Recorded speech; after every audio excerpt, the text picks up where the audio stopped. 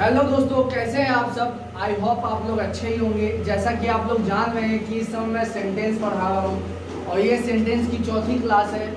अभी तक सेंटेंस में इससे पहले अगर आप लोग को कोई दिक्कत हो तो आप मुझसे कमेंट करके पूछ सकते हैं। मैंने अभी तक असर्टिव सेंटेंस, इंट्रोगेटिव सेंटेंस और इंट्रोगेटिव सेंटेंस पे बात कर चुका हूँ। अब मैं लेके आया हूँ आपके लिए एक्सक्लामेटरी सेंटेंस। एक्सक्लामेटरी सेंटेंस ये 4th नंबर का है। एक्सक्लामेटरी सेंटेंस, एक्सक्लामेटरी सेंटेंस जिसको हिंदी में कहते हैं विस्मय सूचक वाक्य। क्या कहते हैं बच्चों? विस्मय सूचक वाक्य। विस्मय सूचक वाक्य।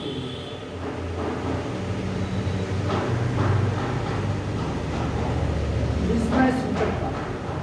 अब देखिए बच्चों, विस्मय सूचक वाक्य होता क्या है। इसमें विस्मय सूचक वाक्य में हम अपने हृदय के, अपने दिल के, अपने मन के अंदर की जितनी भावनाएं हैं उसको हम प्रकट करते हैं। अब देखिए इसकी डिफिनेशन क्या होगी। In sentence denote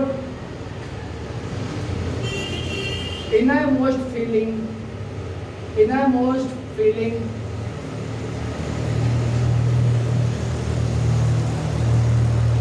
of the heart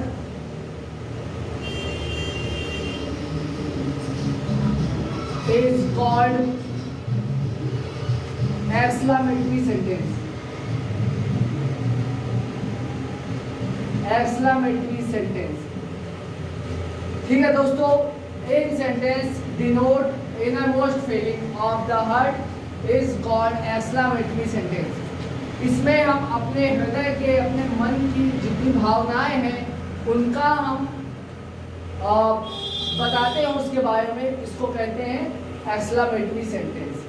इसमें आखिरी में जब सेंटेंस पूरा हो जाता है तो हम इसमें एक्सक्लेमेशन मार्क लगाते हैं। एक्सक्लेमेशन मार्क, एक्सक्लेमेशन मार्क लगाते हैं। ठीक है दोस्तों, एक्सक्लेमेशन मार्क ऐसा होता है, एक डंडी के नीचे बिंदी लगा देते हैं, exclamation mark.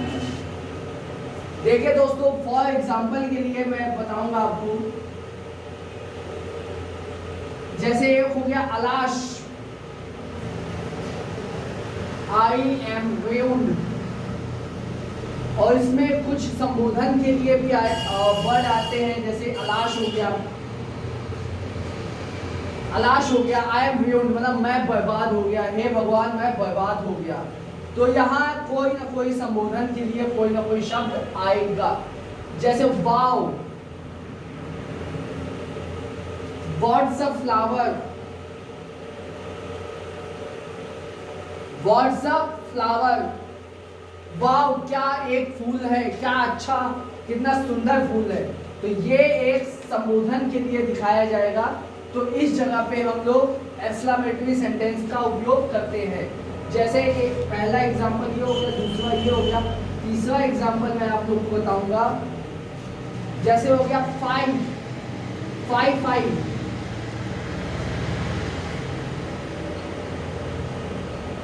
What a smell,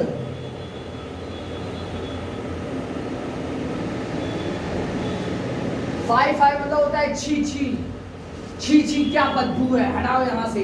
तो इस तरह हम लोग बोलते हैं। तो ये अपनी फीलिंग बता रहे हैं कि किस तरह हमको महसूस हो रहा है। फाइव फाइव मतलब होता है छी छी क्या बदबू है, छी हटाओ इसको। तो यहाँ पर एक्सक्लामेटरी सेंटेंस में हम अपने अंदर की भावनाओं का जिक्र करते हैं। तो आई होप आप लोग को अच्छे से समझ में आ गया होगा। यदि आपको कोई दिक्कत हो तो आप हमसे कमेंट करके पूछ सकते हैं। मैं आपके क्वेश्चन आप जो करेंगे उसका मैं आंसर देने के लिए जल्द से जल्द कोशिश करूंगा। बाकी आगे मैं पढ़ाना चाह रहा हूँ ऑब्जेक्टिव सेंटेंस। ये 4th नंबर का है एक्सक्लामेटरी सेंटेंस और 5वें नंबर का है ऑब्जेक्टिव सेंटेंस, इच्छा सूचक वाक्य। अब देखिए दोस्तों, इच्छा सूचक वाक्य क्या होता है। क्या होता है इच्छा सूचक वाक्य? जब हम कभी किसी आदमी के बारे में अपनी इच्छा प्रकट करते हैं या विश करते हैं वहां पर ऑब्जेक्टिव सेंटेंस आ जाएगा, ऑब्जेक्टिव सेंटेंस आ जाता है। ठीक है दोस्तों, ऑब्जेक्टिव सेंटेंस आ जाता है उस जगह। ये बोर्ड पता नहीं क्यों गंदा हो गया इतना ज्यादा, देखता हूँ मैं साफ करने की कोशिश करूँ। एक मिनट तो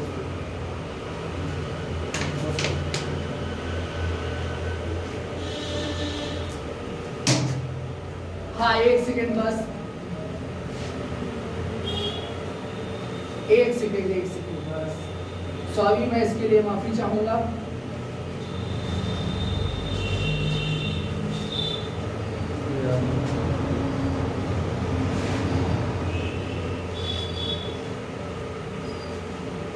चलिए दोस्तों शुरू करते हैं आगे का। तो ठीक है, मैं पढ़ाने जा रहा था ऑब्जेक्टिव सेंटेंस। ऑब्जेक्टिव सेंटेंस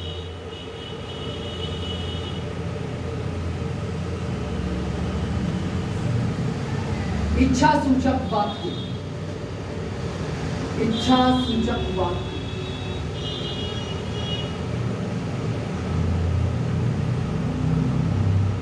इच्छा सूचक वाक्य किसे कहते हैं? जब हम कभी किसी के बारे में अपनी इच्छा प्रकट करते हैं, किसी को विश करते हैं, प्रेयर करते हैं, तो उस जगह पर इच्छा सूचक वाक्य आ जाता है। इच्छा सूचक वाक्य ये सेंटेंस का 5वां भाग है, ऑब्जेक्टिव सेंटेंस, जिसको इच्छा सूचक वाक्य भी कहते हैं। अब देखिए इसमें डेफिनेशन क्या हो जाएगी, परिभाषा क्या हो जाएगी इसकी। इन sentence denote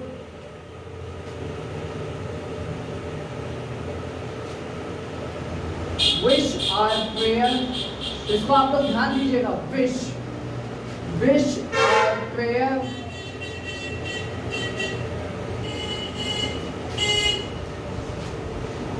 is called objective sentence।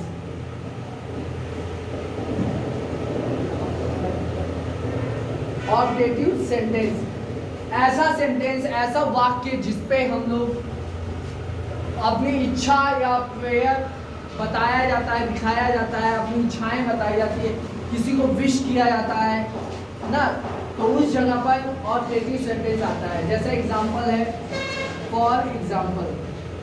अच्छा आप लोग एक बात ध्यान दीजिएगा, ऑब्जेक्टिव सेंटेंस में कहीं पर 90% जगहों पे मे का यूज होता है। मे का यूज 90% जगहों पे होता है, मे का यूज। फॉर एग्जांपल के लिए देखिए, जैसे may you live long, may you live long,